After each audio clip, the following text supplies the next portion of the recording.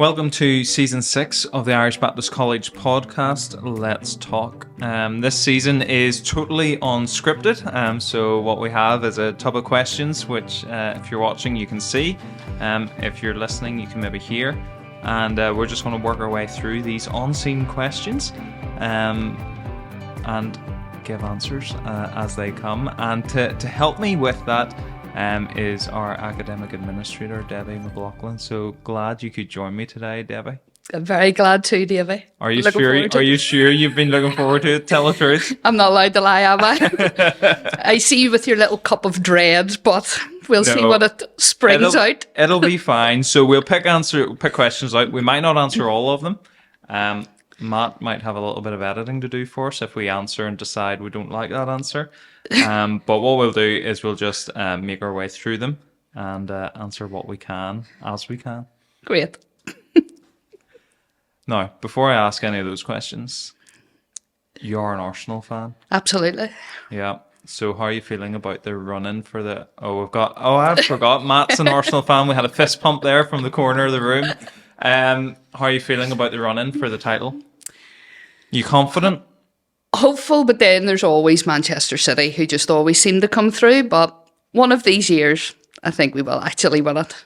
But that didn't sound very hopeful. What about you, Matt? Hope it kills you. Yeah, okay. It is. So, two Arsenal fans, and they're both not overly confident of what's going to happen. We're in a good position, but we'll see where that goes. And you do still have to play City before the end, is that right? Yes. Okay.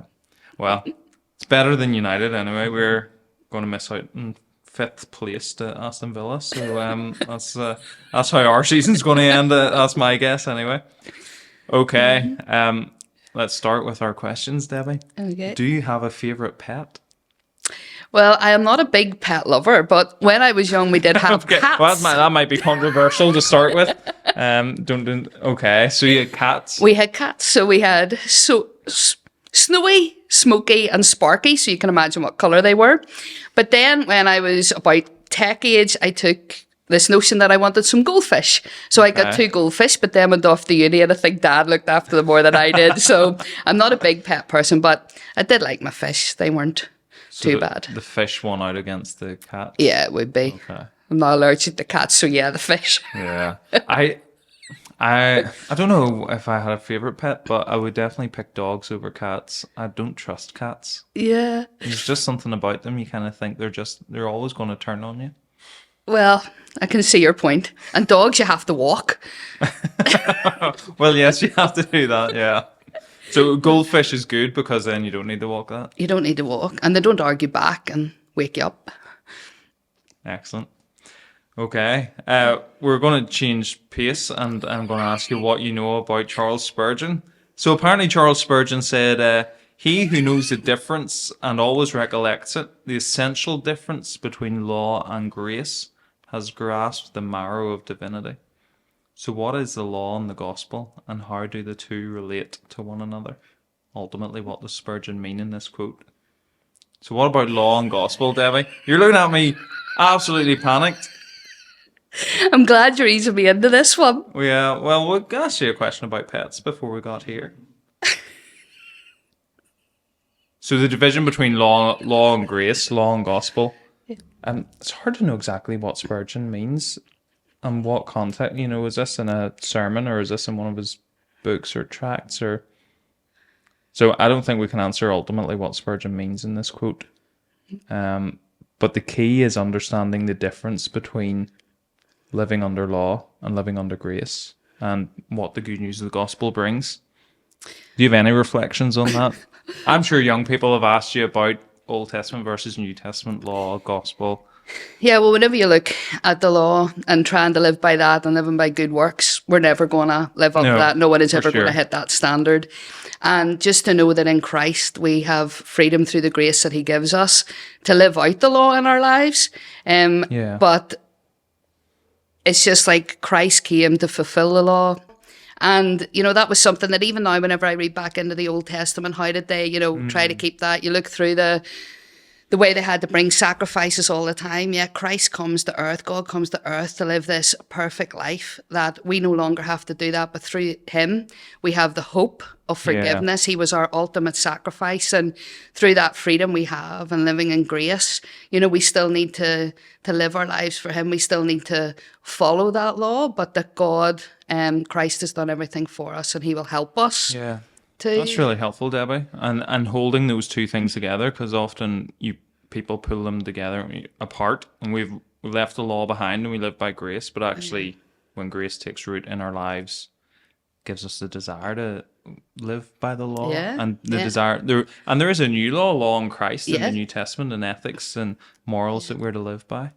Yeah. Great. Excellent. You're a Spurgeon expert and you didn't even know, Debbie. That's great. You're right, I didn't know. Okay. Some of the best books you've read.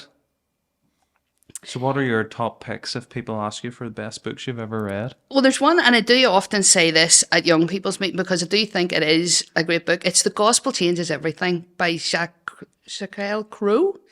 Okay. She writes it when she's about 18 years old. She's an American, so there are some American things within it. But she just talks about living her life and how the gospel has changed her life. So you see her home life where she's learning scripture with her dad. You see how she's helping her church and delivering gifts to them. You can see just how the gospel is lived out in her teenage lives. And that is obviously one that, growing up, the gospel was really important in my life, and church was really important. And to see that for young people today, just grounded and rooted and established in their faith young. So I just think it's a really good book that gives some really practical examples. And that's one that does stand out just for, it's one you don't often hear about. But that would be good. Things like Identity Theft by Michelle Kruger and others. Okay. And just our identity in Christ and what that means was also very practical, and just learning through that as well. So they would be a couple. If I asked you, Davey, would you be able to get down to a couple? I wouldn't know what I would pick. I wouldn't know what I'd pick.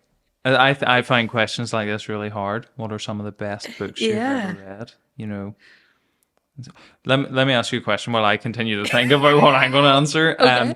Do you read exclusively Christian stuff, or do you read novels or history, or is it primarily Christian stuff that you read? I do love a sports autobiography. Okay. Just finding the background of professional sport, that was just something that I'm really interested in. Yeah. But do try to. I'm not a great reader in any sense. Yeah. But this year I'm trying to read chronologically through the Bible and just take my time more with that. So whenever I've got some books that I'm trying to read alongside that, You're a Theologian has been started. Yeah. So it's just sort of doing that as well. So, but I do like the odd diversion of. Yeah. And people's stories, people really enjoy that, and that really elicits interest. So I love Don Carson. Two of his books are probably up there with the best I've ever read. One is Memoirs of an Ordinary Pastor. So it's memoirs of his father. Working in Canadian French Canada as a pastor. Really striking book, just the ordinariness of the life, but the faithfulness of the life, which is a great challenge. Yep. And then another book called The God Who Is There, which is kind of like a big Bible overview series of lectures that Carson delivered. So those really stand out. One book that I read repeatedly with others is What is the Gospel by Greg Gilbert. It's really clear presentation of the essential elements of the gospel. Yeah. So that stands out. And then I try my best to try to read novels and go beyond Christian stuff. So anything by John Steinbeck, I've enjoyed so far. So I've not read all of his stuff, but the stuff I've read by John Steinbeck has been good and enjoyable. Excellent. Matt, do you have a best book you've ever read? What tops your list? I really like Don't Waste Your Life by John Piper. It's pretty influential for me. So yeah. University, when reading that was. It's nice. It's a nice cliched answer, so it is, but but it is. Bible as well. It's excellent. And Piper's stuff is great. What about the best sermon you've ever heard? So we've gone from books to sermons.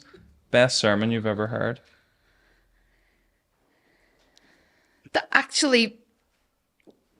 pick one out among all. I think I'm not very good at picking out one Yeah. thing. So is there like maybe a sermon series that really sticks in your mind or Yeah. something like that?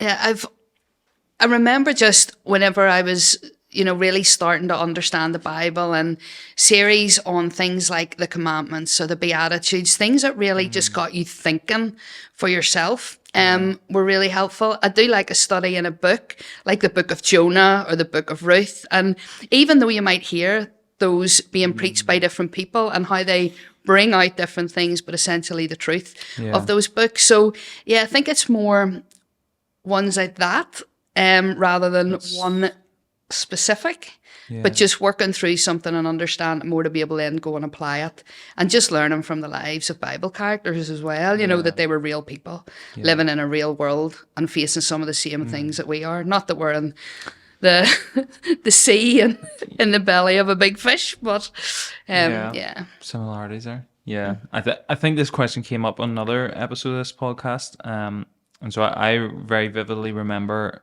previous pastor in Carrick Baptist, Lindsay Allen, preaching through Romans. Yeah. That was an excellent series. And then reflecting again, current pastor in Antrim, Phil Vance, preaching through Esther, and he moved through it really quickly. I think it was only like 5 sermons, but it was just very fresh teaching. It was excellent. So no sermon, but sermon series.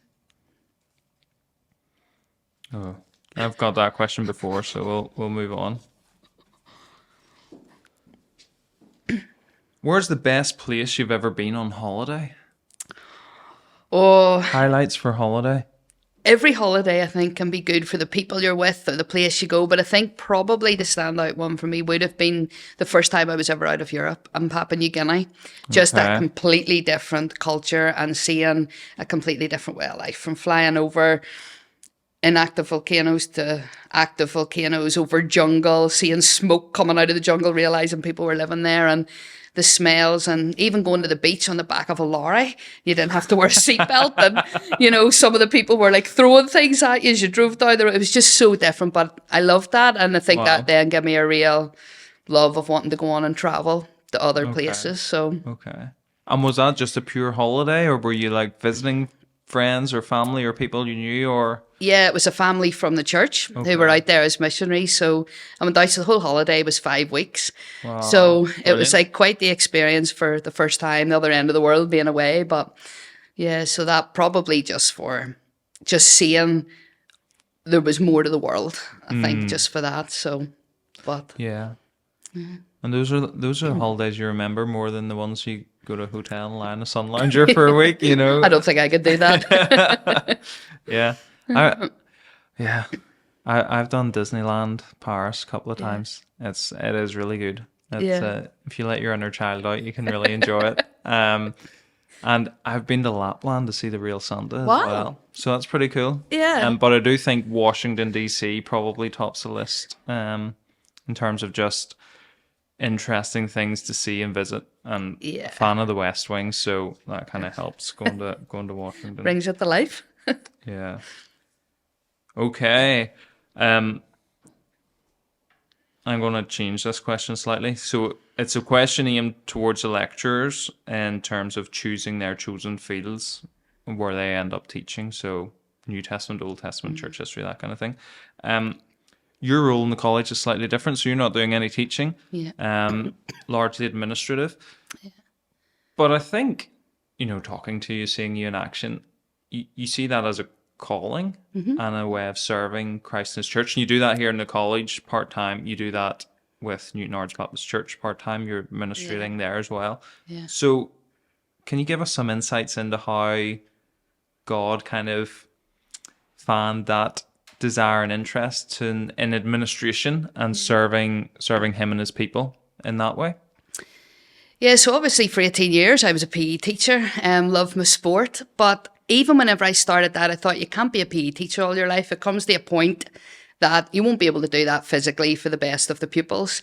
So I always thought when I was about 45, I would have to look for something different. But actually in 2016 started to get really unsettled.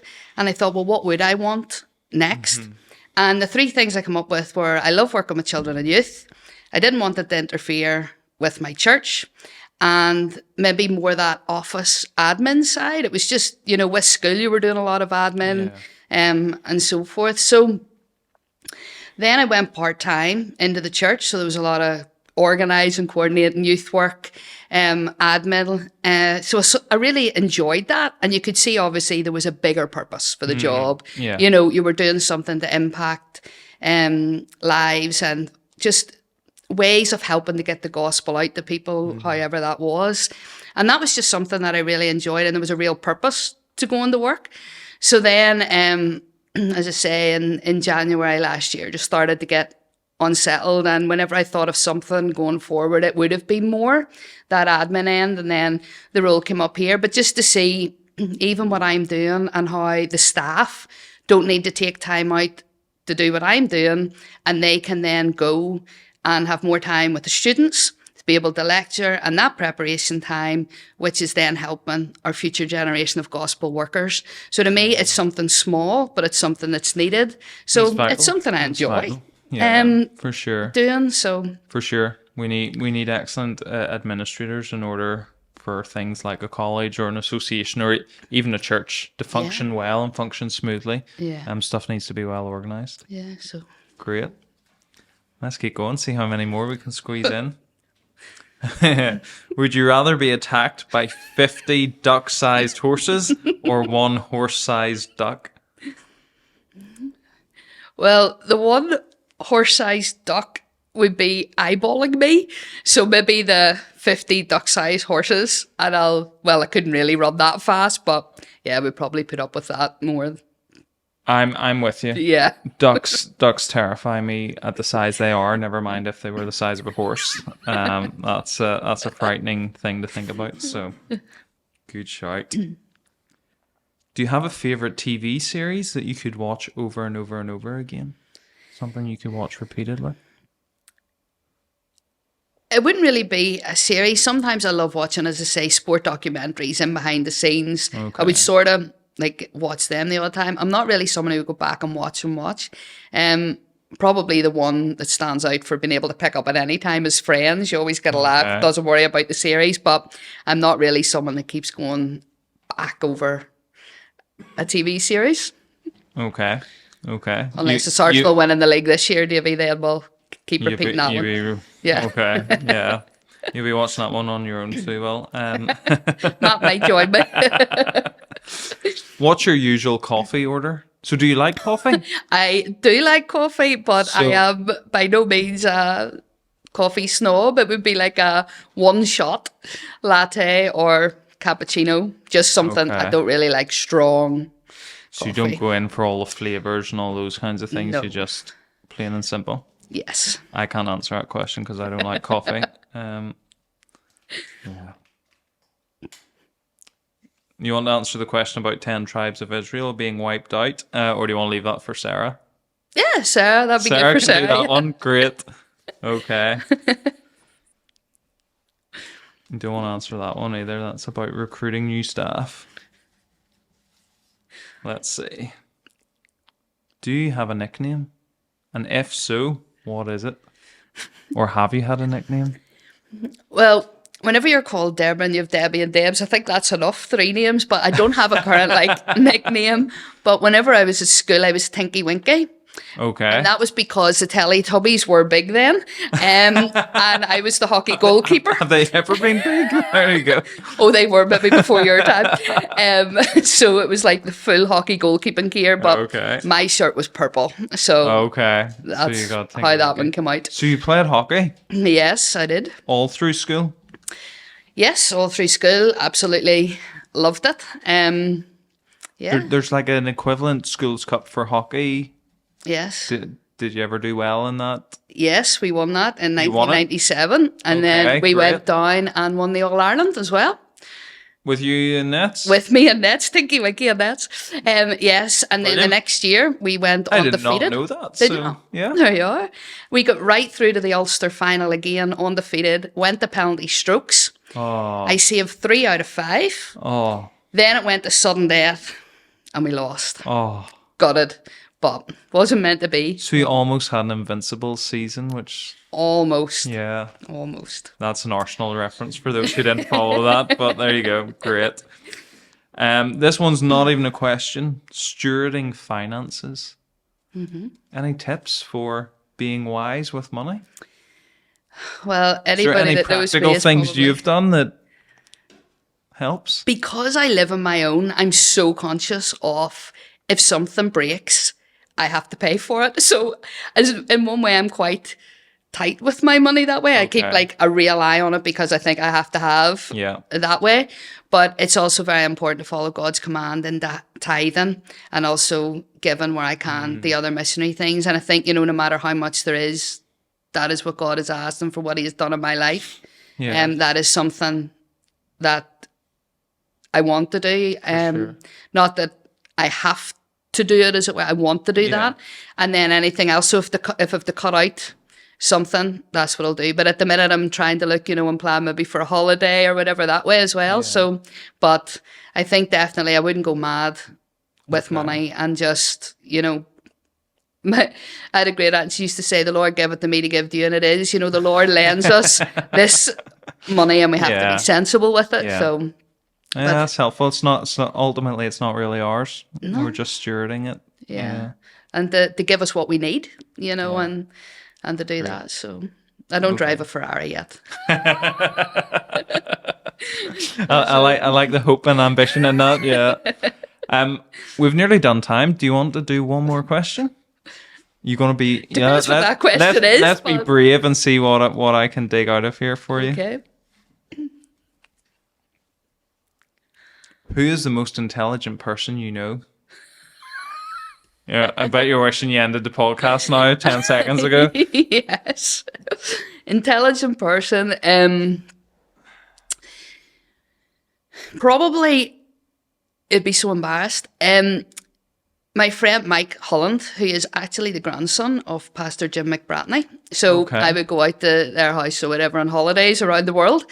But he just has knowledge of DIY to politics, to sport, to travel, everything. So whenever I was over at their house in Sri Lanka and we were coming back through the airport, there was an issue with me getting out of the country again. I'm just left stranded.